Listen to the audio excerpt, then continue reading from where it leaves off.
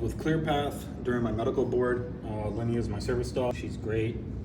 As I got medically retired, the Army had her become, well, her, quote unquote, they had the program become my duty station on Mondays, so I was able to come in as a doctor's appointment and really get the care I needed. It was all set up through the DoD. Doctors were calling different organizations for me to get a service dog. They thought it would be really helpful for me with my situation that I had.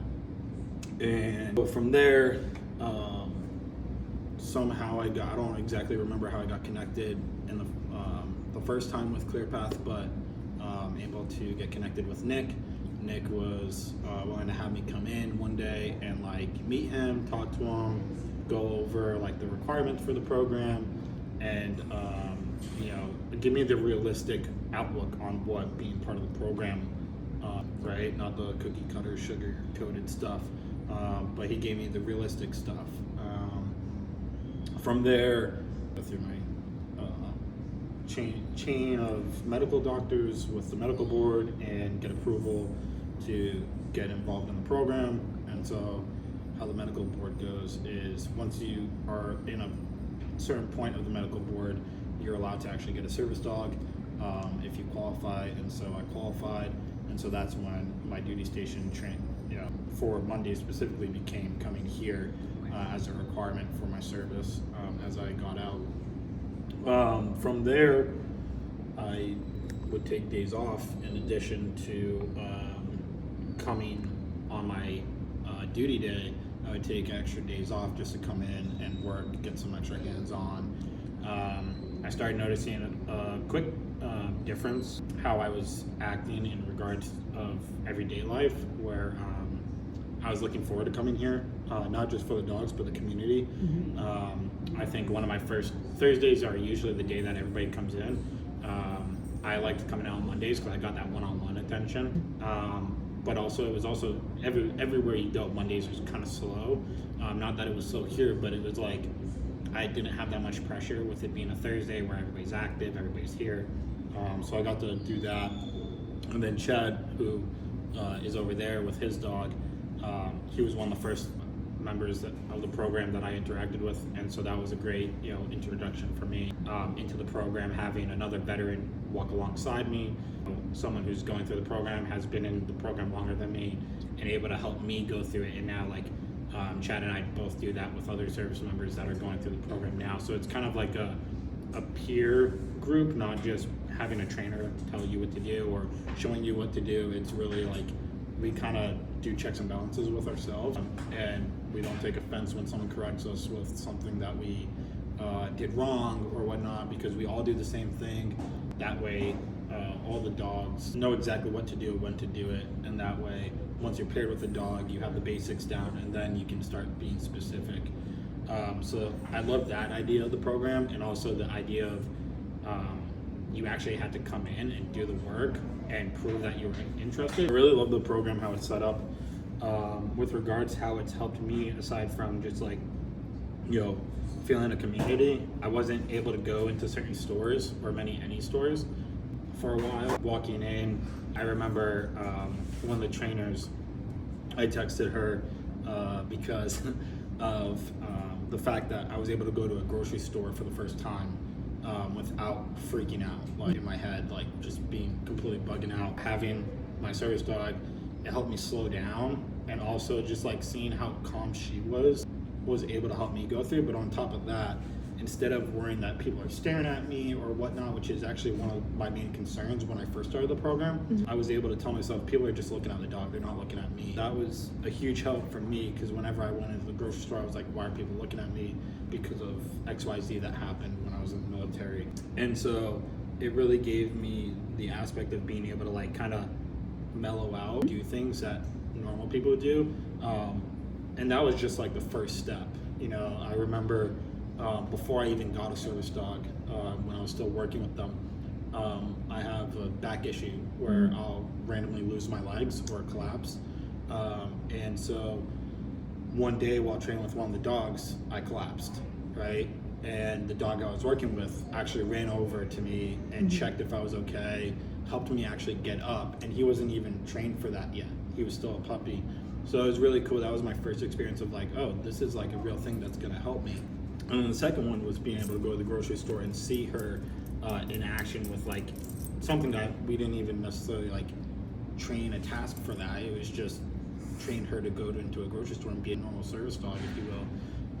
And she was really able to just help me get through that experience. It was the longest I ever spent in a grocery store, and just all these different aspects. I'm able to kind of just relax and not worry. I know that like if there's something going on, she'll let me know.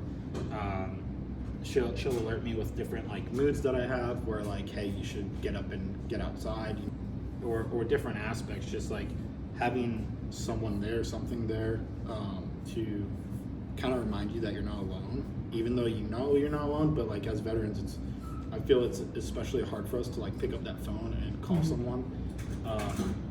And then obviously she has all her different tasks that she has for me, that she like, it gets very exciting to see her go from not knowing something to being able to perform a specific task, right? And it's a constant training, constant always going, but it also gives you a purpose on top of all that to like have something to take care of. Obviously you can have a relationship or a kid or something, but I think like knowing that this animal, I think it's a lot different, where like, you know, I do have, like, she relies on me, I rely on her, so it's not like a weird dynamic. And like it's also very cool that like it's my job to take care of her no matter what, and she takes care of me no matter what. So it also brings that like, it gives you that protective aspect that we once had in the military, and also it gives you that companion aspect, but also it in turn also supports that peer community that we have here, because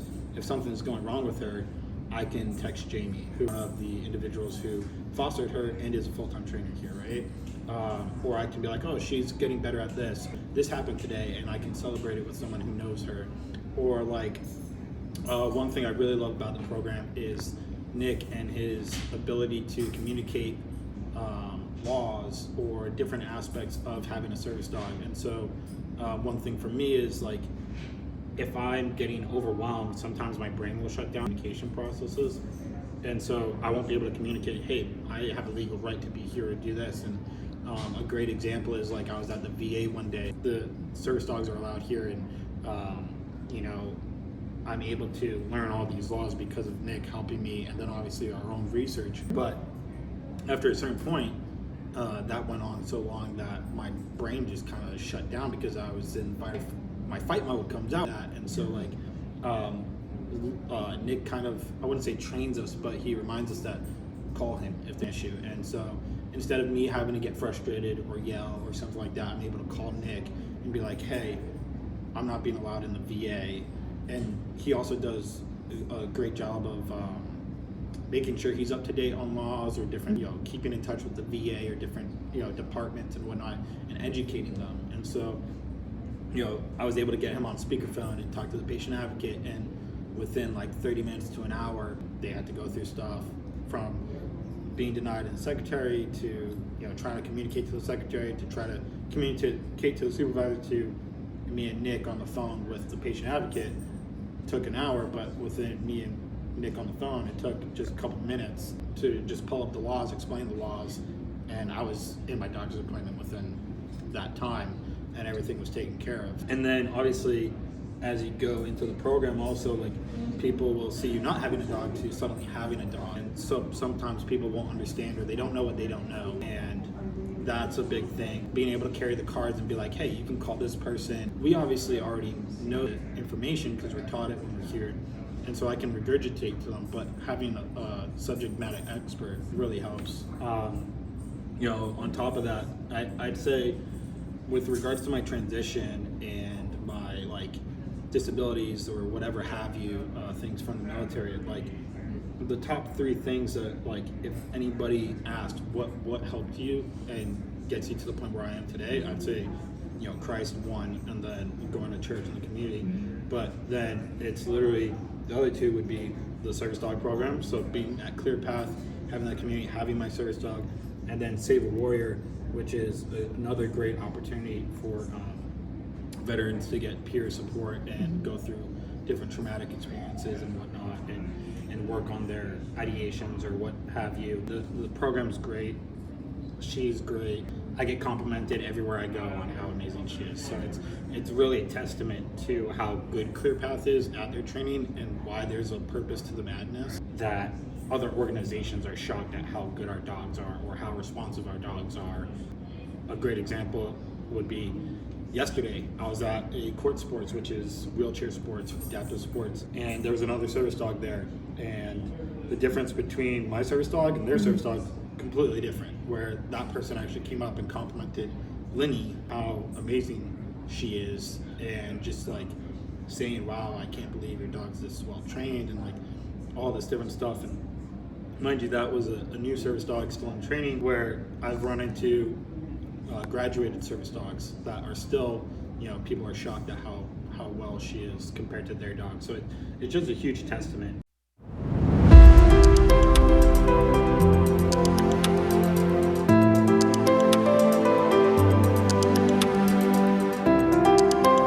Spent 20 years in the Army.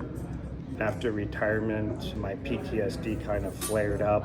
I really didn't learn about my PTSD till much later in my career. And so within that time, I had a few issues. I ended up at a PTS program with the VA, and the doctor there highly suggested I get a service dog. And so I did some research on dog programs. I talked to Nick, and I was very intrigued with how his program operates, where the veteran works with the dogs the entire time instead of shows up at the end and gets a dog and spends like 2 or 3 weeks learning things. I really liked it that you're with the, involved in the program the entire way. And so I was accepted in the program April of 2023. I have to think about that. What year we in? The unique thing about this program is you work with all the dogs until you master the commands and everything else. Working with all the dogs really helps you, you don't know which dog you're going to be with. And Nick won't even tell you. I know I asked a billion times, hey, which dog am I going to get? Things like that. And it's like, not until you mastered, all the skills. It wasn't until, January of this year where when he vets you with a dog, he vets you with multiple dogs, which is really nice because just because you might think one dog is better than the next, it's all how the dog reacts to you. And I think that was, it took a minute to settle in, but it's like, oh, okay. The dog needs to choose a person, because if the dog is scared of that person or doesn't, operate or do what the dog is supposed to, it's not going to perform properly out in the public. I was matched with Solid in January, and we started working on specific tasks for me, and then we graduated in July. Another nice thing I really like about this program is there's checkups. Just because you graduated, you're not done. You and the dog are always in training. And so if you have memory problems or whatever, those checkups help, for me anyways, hey, we can't just stop. It's a constant, we constantly have to try, either try new things or, make sure we're up on our tasks, which is I really like about this program, except for when the dog misbehaves, but they're dogs. They do have minds of their own. You're not always going to have a dog that's 100% always on cue, or they're going to burn out very quickly. With this program, it has helped me, because before, I had a really hard time going out. Before I had Solly, I couldn't, going out period, I would have anxiety attacks and black out. And since having a service dog, I've gotten a lot better. I'm actually going out places, or more willing to go to places, I should say. I'm not coming up with excuses. That has helped me, especially with my anxiety, because when I'm out at these places, I'm not just thinking about me, I'm thinking about the dog, which gets my mind off of everything else that causes my anxiety, where I start thinking about the people and where am I at and things like that. And so having a service dog has truly helped out with that. And it's not just something I have noticed, friends, relatives have noticed it as well, my improvements. I've gotten a lot better, and that's all because of this program. I'm sure there are other great programs, but it's all about consistency. I know I live quite a ways away, so I was only able to come once a week, but it's that consistency of coming in and working with the dogs. Dogs sense a lot. Even when I was working with them, having the dog come up and sense when you're having anxiety problems, it helps reduce it.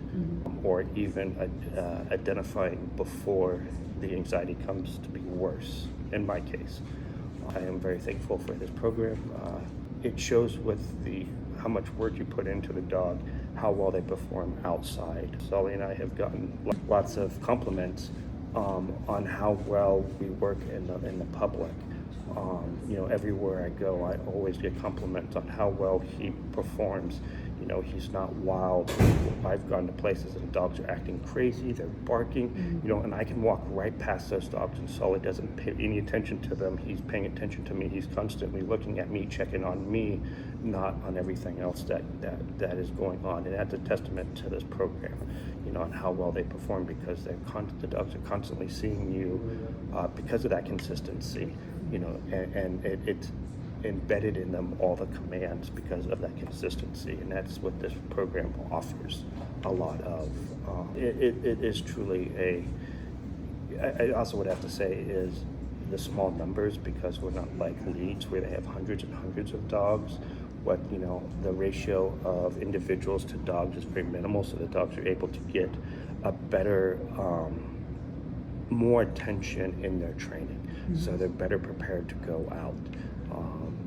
This program also, it's not just training in the building. We go out to places. We go to Lowe's or Home Depot.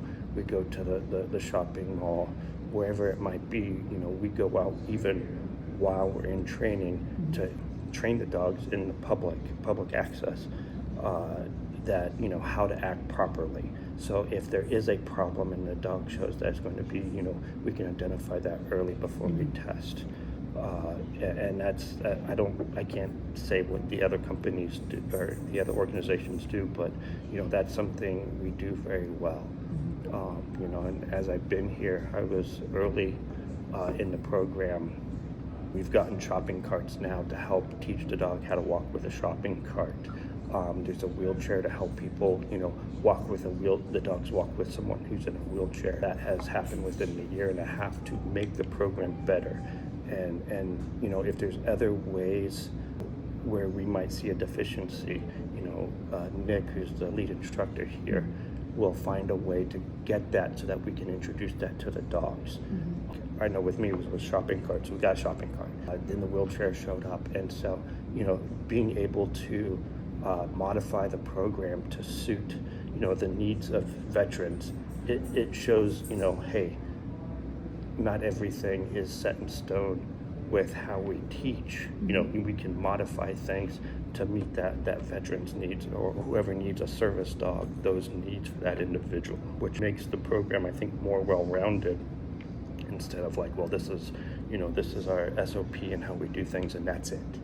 I think that's a testament to how this program works, into there's always rooms for improvement, and we definitely it definitely does the job in making sure we produce quality dogs to go out and provide the service for the veterans or whoever.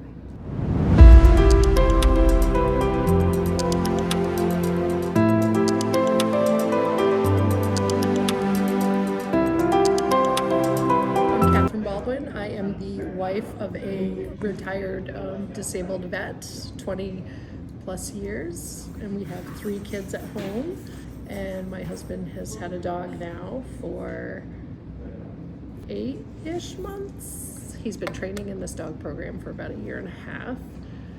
just the training portion, he has had a purpose and like really, you know, introduced him to people, got him out with something to interact.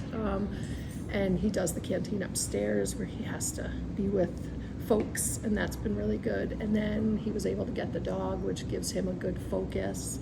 When he's out, he has a good focus because he can focus on the dog, and some of the other stuff around him gets filtered out because he's focusing on the dog. And it's good that in a moment's notice he has that companion that senses what he needs. I did that for him for a really long time, but I'm not always with him. And I encouraged him to maybe get a dog and look into getting a dog because I can't sense as well as a dog, and I'm not always with him. And so this gives him that. And so it's given me the freedom to not worry as much. So I've been able to do some things on my own, or when we're out, I'm not feeling like I have to be his person. We can just be together, and the dog takes care of handling those things for us. So there's definitely been some amazing things come out of this program, and he has some amazing friends because we moved when he retired, so he lost that military connection and community that he had, and so now he has this community here, which has also been really good. So during our service dog training, the first thing that we really do is we work with the veterans one-on-one. We teach them how to work with their leash handling, because the leash handling will be the most important thing that we work with the dog. It's one of the three ways that we're communicating with the dog. We're communicating through our voice commands, our hand signals, and also our leash is telling our dogs exactly what to do as well. So once we have a good understanding of what the leash is, then we start working on our with the dog. And Matthew, I'm going to have you walk with Lenny, go down to the end. So the next thing we'll do is once we're proficient with the leash without the dog on, we'll start adding the dog to the leash and working with the veterans going through the same motions. So this teaches them how to, the veterans how to work with the dog, get the dog's attention, get the dog to walk with the veteran, and start working with that veteran. So we do everything without the dog first, then we add the dog on leash, and then everything that we walk with the dog, and you see at the end here we have Sully working off leash. We have the same things that we're working on leash, we're able to do off leash. So the progression is that everything that we're teaching on leash will be able to do the same exact things off leash. Right? So all these other dogs here are laying down on their beds. We're teaching them down stays. We're teaching them how to lay down because they're being asked, and that helps 98% of our problems. When they're laying down, they're not chewing on things, they're not jumping up on people, they're not running out the door, right? They're able to relax. And most of the time when the service dog's working, they're going to be laying down, whether it's at work, in a car, at the movie theaters, at a restaurant, right? And so each thing that we do, we kind of add more and more and more distractions and get the dogs working and understanding this is what we're trying to accomplish.